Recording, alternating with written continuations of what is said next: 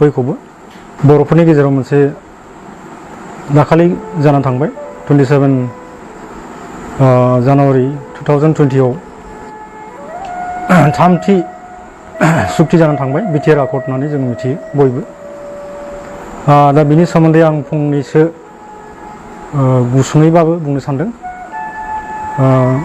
आसेहल बर' जाथिया बे एकर्डनि गेजेरजों मा मुलाम्फा जाखो एबा जायाखै।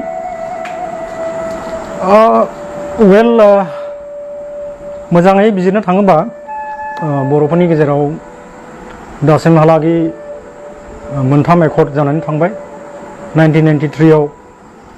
BAC जाबाय, बिनि उनाव 2003 आव BLT नि दैदेननायाव BTC सुक्ति जानानै थांबाय। बे मोननैनि गेजेराव कम्पेरिजन खालामनानै जों नायोबा नुनो मोनगोन जे फार्स्ट जिथु बड' एकर्ड बेवहाय आसलते बर'फोरनो थोजासे महरै गोहोखौ होनाय जायाखैमोन। बुंनो थाङोबा आंनि मिथिनायाव according to my opinion actually it was a mere transfer of Panchayati Raj power under the jurisdiction of BAC. So there was no any बुंनो थाङोबा माने BAC आव खुनु राजखान्थियारि गोहो गैयामोन, पलिटिकल पावार गैयामोन जायनि गेजेरजों माने बर'फोरखौ रैखाथि होनो हागोन बेफोरबायदि पलिटिकल पावार गैयामोन। आरो थिग बिदिनो बिनि उनाव आरोबाव सोमावसारनायनि गेजेरजों बर'फोरा मोनसे खुंथाय मोननो हाबावदों आरो बे खुंथायखौ जोङो BTC एकर्ड होननानै बयबो मिथिगौ। BTC सुक्तिनि गेजेरजों BTAD खौ जन्म होनाय जादों। according to my opinion आंनि अपिनियन मथे आं बेखौनो बुंनो सानदों। BTC was more or less a constitutional body. BTC आ बुंनो थाङोबा संबिधानारि मोनसे आरेन्जमेन्ट होननानै जों बुंनो हायोमोन। जुदिअबाबो माने BTC नि गेजेरजों कमप्लिटलि लेन्ड राइट्सखौ बर'फोरनो होजोबनो हायाखैमोनबाबो किसुमान BTC सुक्ति जानायनि सिगां जायफ्रा BTC आव दङमोन बासिन्दा हिसाबै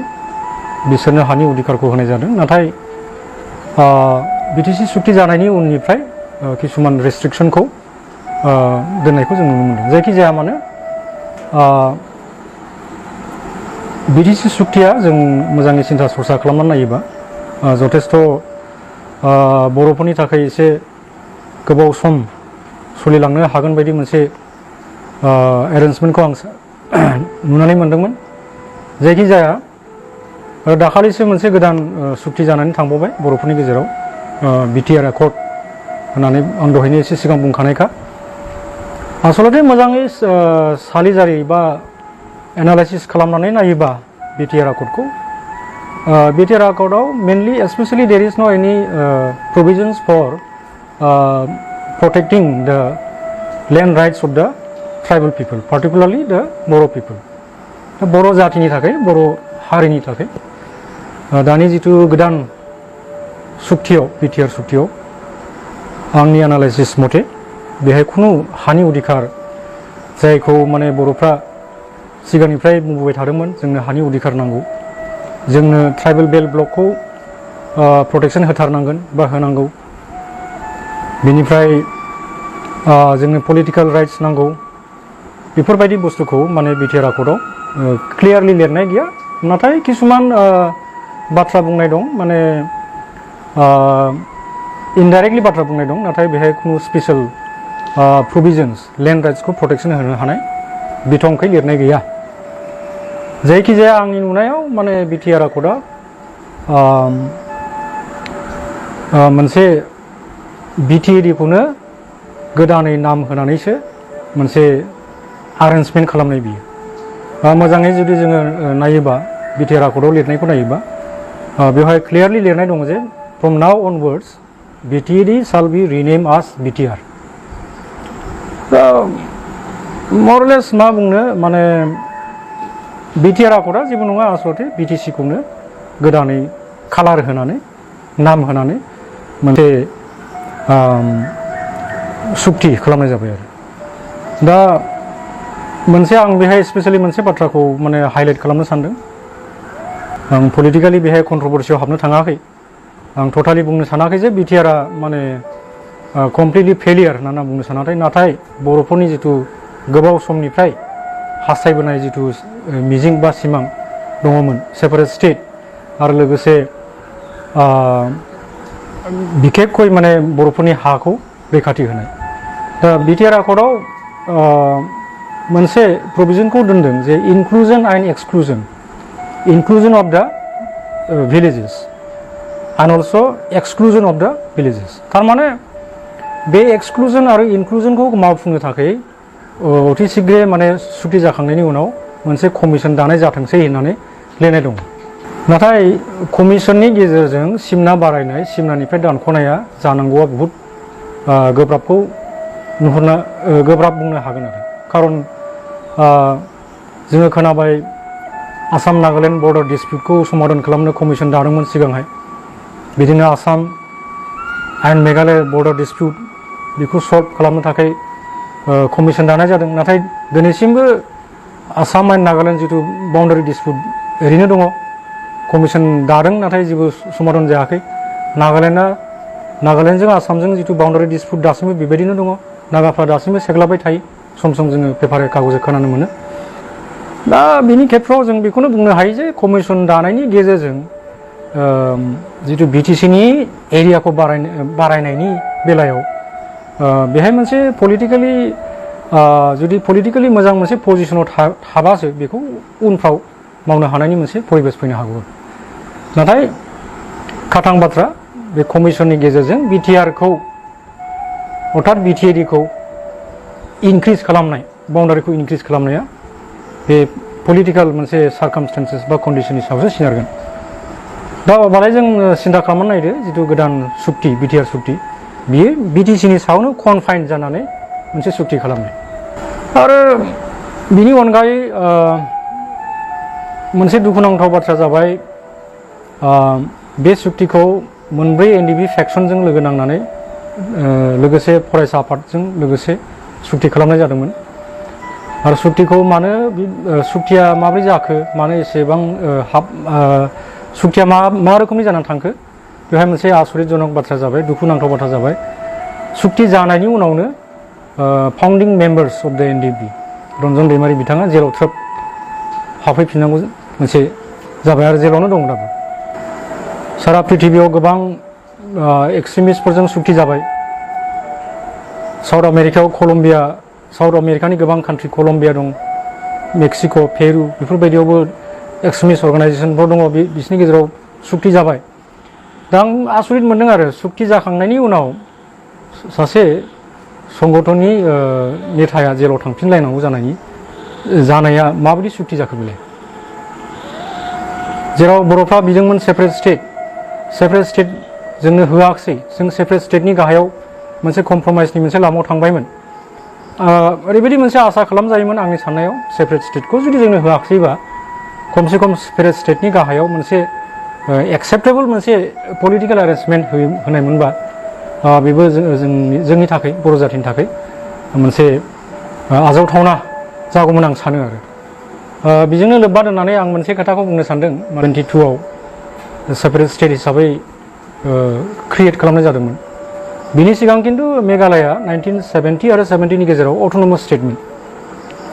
state under article 244A so under article 244A there is a provisions for the creation of autonomous state within the state दा बर'फ्रा मोनब्रै संगठन एबार माने सावरायबाय एनडिबि फेक्सन मोनब्रै संगठना रन्जन दैमारि एनडिबिएस धीरेन ग्रुप बिनिफ्राय गबिन्द लोगोसे फरायसा आफाद बेजों लोगोसे आरो एनडिबिआथ' बुंनो थांबा एक समाव सभरेन्टिखौनो बिदोंमोन सभरेन्टिखौ स्केल डाउन खालामनानै कमप्रमाइस खालामनानै सेपारेट स्टेटआव फैबाय सेपारेट स्टेटखौबो होआखिसै अब्लाथ' सेपारेट स्टेटनि गाहायाव मोनसे दंबायोमोन कनस्टिटिउसनेल मोनसे अफारानो दङमोन मोनथावना दङमोन आर्टिकल 244 नि आन्डाराव अट'नमास स्टेट आं सानो जुदि थांनाय बार्गेनिं प्रसेसआव जिथु एनडिबि आरो फरायसा आफादनि बार्गेनिं प्रसेसआव बेखिनि बेबस्थाखौ जुदि बर'फोरनो लाबोनानै होफैनायमोनब्ला अट'नमास स्टेटखौ जुदि गायसननो हानायमोनबा निस्सय फिउचाराव maybe after 10 or 15 years automatically converting to a separate what you call full-fledged state would have been very soon. तो मा खालामनो बेखिनियाबो जायाखिसै नाथाय दिनैहाय जोंनोहाय मोनसे मा बुंगोन दा मोनसे अरेन्जमेन्ट होबाय जाय अरेन्जमेन्टआ जेबो नङा नाथाय it is nothing but BTAD is renamed as BTR. I'd like to give my opinion. आं बेखौनो ओपिनियनखौ होनो सानदों दानि BTR आखदाव 1 नम्बराव बर' जाथि अदेबानि बर' ट्राइबेल बा आसामनि ट्राइबेलफोरनि थाखाय BTAD सिङाव थानाय ट्राइबेलफोरनि थाखाय लेन्ड राइट्सनि जिथु समस्या दङमोन बिनि जेबो रैखाथि गैया आरो लोगोसे ट्राइबेल बेल्ट ब्लकनि प्रटेक्शननि बेलायाव जेबो क्लियारलि स्पेसिफाइ खालामनाय जायाखिसै आरो दुखुनांथाव बाथ्राया मोनसे सोमावसारनायनि बेलायाव जिथु गोबां इलिगेल एक्टिभिटिसानो बुं बा जिखुनु जा माने आन्टि ससियेल एलिमेन्टस एक्टिभिटिस बा इलिगेल एक्टिभिटिस मोनसे मोनसे अर्गानाइजेसना सोमावसारग्रा अर्गानाइजेसना माने इनभल्भ जाखानांगौ जानानै फैयो खिन्थु सुक्ति जाखांनायनि उनाव बेफोरखौ आसलते हिउमेनिटेरियान ग्राउन्डआव सुक्ति जानाय लोगो लोगो मोनसे जेनेरेल एमनेस्टिनि बाथ्रा फैनांगौमोन आरो जेनेरेल एमनेस्टि नाथाय BTR आखदाव नुनो मोनबाय मा बिनि खेत्रआव मोननै बिसोरो डिस्टिंक्सन खालामदों डाइकटमी खालामदों बेनो जाबाय heinous crime and non heinous crime heinous crime and also non heinous crime दा नन हिनियास क्राइमनि बेलायाव द केसेस विल बी विथड्रन होननानै लिरनाय दङ केसखौ विथड्रन खालामगोन अकर्डिं टु द ल अकर्डिं टु द प्रसिडियर एस्टाब्लिश बाय ल होननानै बुंदों खिन्थु केसखौ विथड्र खालामगोन होननानै बुंदों खिन्थु बेहाय मोनसे सेन्टेन्स लिरबावदों बिसोरो इट विल बी विथड्रन अकर्डिं टु द प्रसिडियर एस्टाब्लिश बाय ल दा ल'आव मा लिरनाय दं बिनि सायावसो जागोन खिन्थु विथड्र जानाय जायोब्ला दा हिनियास क्राइमनि बेलायावथ' it shall be रिभिउड by the government of Assam बा इट शाल बी रिभिउड बुंनाया मा बाथ्रा जायो आसलते माने इट शाल बी रिभिउड अकर्डिं टु द एक्जिस्टिं गभर्नमेन्ट पलिसि होननानै बुङो इट शाल बी रिभिउड अकर्डिं टु द एक्जिस्टिं गभर्नमेन्ट पलिसि दा बेयाव क्लियारलि जों बुजिनो बाथ्रा गैला माने नन हिनियास क्राइमफ्राव एसे कनसिडारेसनफ्रा फैनो हागौ नाथाय नन हिनियास क्राइमनि बेलायावबा खुनु फर्जायाव माप गैया दा जायनि फलाव उदाहरणमूलक हिसाबै एग्जाम्पल हिसाबै रन्जन दैमारि बिथाङानो जेलाव थांफिनबाय आरो दासिमबो around 70 to 100 NDB cadres belonging to NDBS faction as well as from Govindo group and also from Ranjan Demara group are still languishing in the jail. जोङो सेपारेट स्टेटखौ बिदोंमोन सेपारेट स्टेटनि गाहायाव जोंनो माबा मोनसे होबाय एटलिस्ट आं सानो माने बेफोरबायदि केसफ्राव विथड्र जानांगौमोन जेनेरेल एमनेस्टि मोननांगौमोन दा दुखुनांथाव बाथ्रा दानि जिथु BTR आखदाव आं सानो गभर्नमेन्टआ जोंनो डेभेलपमेन्टेल पेकेजखौ हरदों किसुमान इन्स्टिटिउसन हरबाय किसुमान इनफ्रास्ट्राक्चार कनस्ट्राक्सन खालामनो थाखाय थाखा फैसा हरनायनि बाथ्राखौ बुंदों आरो बेथ' सिगां BTC आखदावबो मोनबाय थाखादोंखा बेथ' गोदाननि बाथ्रा जानो नाङा आरो बर'फ्रा डेभेलपमेन्ट बा इक'नमिक पेकेजनि थाखाय मोनसे आन्दलन खालामाखैमोन मोनसे पलिटिकेल राइट्सनि थाखायसो पलिटिकेल अधिकारनि थाखायसो आन्दलन खालामदोंमोन दा आं सानो मानि थाखाय बेबायदि मोनसे एकर्डआ फैखो मोनब्रैबो ग्रुपआ ज' जानायनि बेलायावबो फरायसा आफादाबो थाफाबाय मोनब्रैबो ग्रुपआबो थाबाय मोजाङै बार्गेनिं खालामोमोनबा जों जथेस्थ' मोजां एकर्ड खालामनो हायोमोन even if it is not a separate स्टेटनि गाहायावनो जों मोनसे नायज मोनसे मोजां एक्सेप्टेबल मोनसे जों सुक्ति खालामनो हायोमोन S a example I have mention already autonomous state Bodoland autonomous state under the article 244 and 244A which was granted to the Meghalaya before the creation of Meghalaya state Meghalaya was an autonomous state दा मा खालामनो दुर्भाग्यजनक बर'फ्रा आरोबाव मोनसे बिराद लाजिथावथावसो जाबाय पृथिबियाव जों नायोबा मोनसे जाथिया बेबायदि बारे बार सुक्ति खालामनायखौ आं नुनो मोनाखै खिन्थु first accord in 1983 second accord in 2003 then again the last accord in 2020 27